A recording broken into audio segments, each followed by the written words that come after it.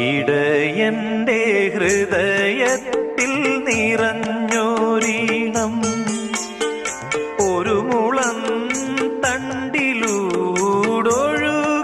വന്നു.